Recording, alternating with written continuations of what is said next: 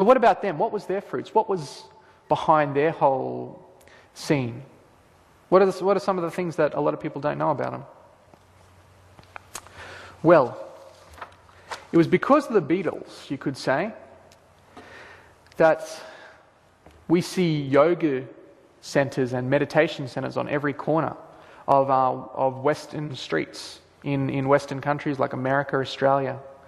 Because when they were at the peak of their music, they actually became involved in a lot of Eastern mysticism. And here we have a couple of pictures of them when they went over to India, and they went and saw all these gurus. And that's one of the gurus that they were with there. And they basically got taught how to do all these meditation techniques. And the interesting thing was, when they came back to America, they brought all of this stuff with them, or back to the UK. They started bringing all of this stuff out.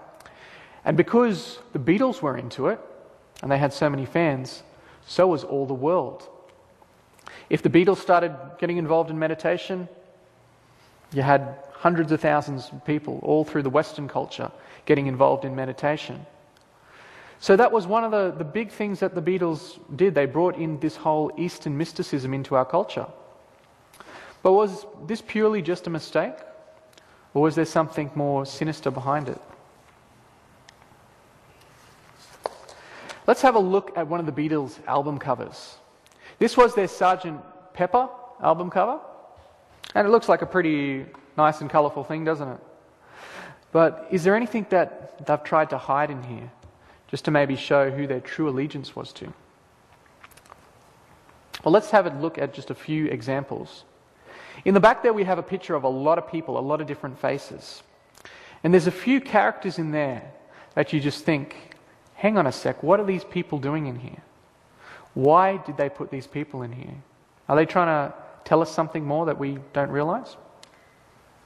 Here I've got close-ups of a couple of those people.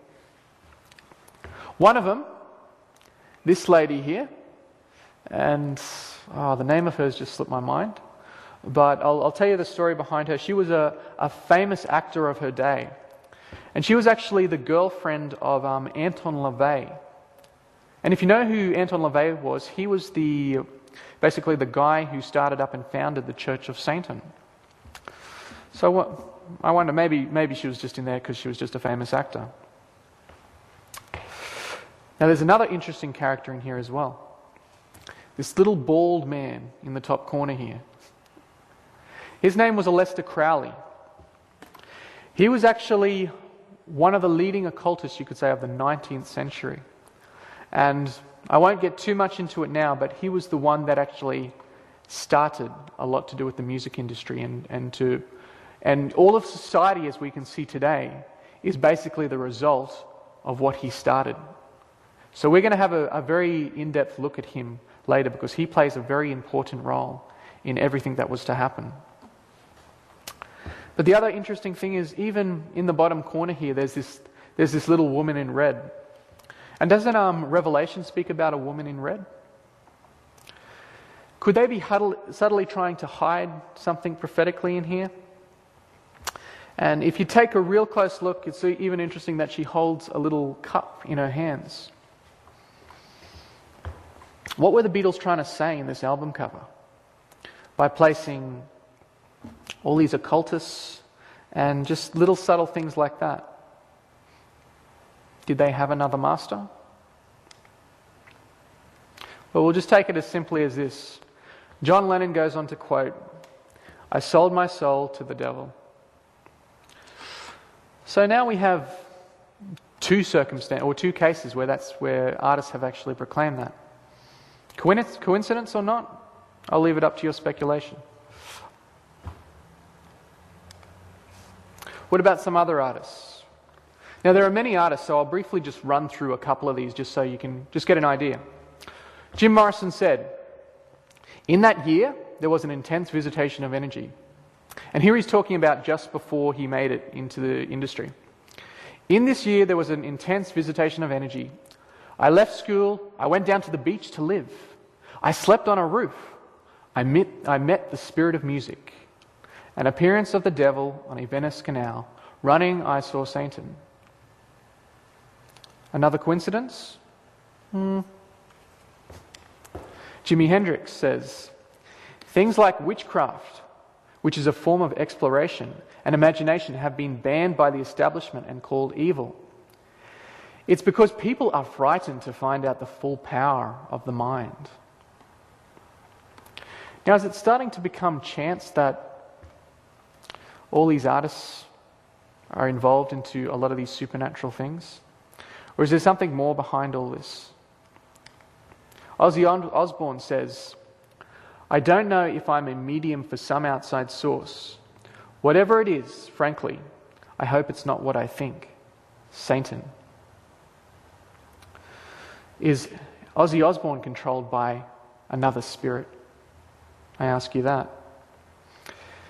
Even Ozzy Osbourne, I'm not too sure on the exact connection, but I think he was actually an ex-Adventist, or he was brought up in an Adventist family. And if you have a look at his song titles and some of the names of them, Black Sabbath, it makes you think.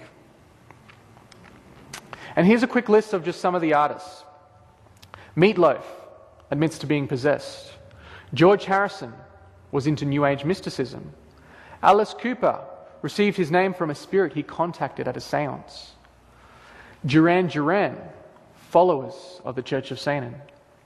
The Rolling Stones wrote songs against Jesus Christ and were into New Age mysticism. David Bowie says rock and roll music is the start of the satanic era.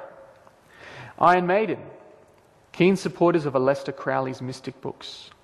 The Beach Boys, the lead singer is possessed with a demon. Fleetwood Mac, lead singer was a white witch, and the music was produced by Welsh witch music. Pink Floyd sings songs which mock God and the Bible.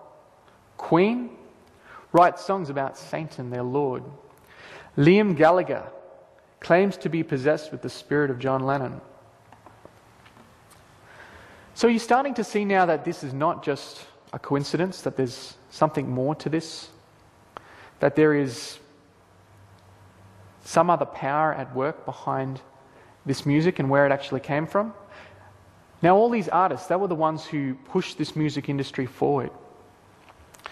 And as you can see, there was a very spiritualistic movement behind this, a very new agey kind of feel.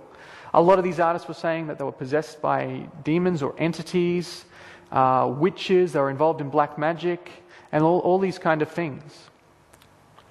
So if these were the things that started the music industry, what do you think it could say about the music industry today?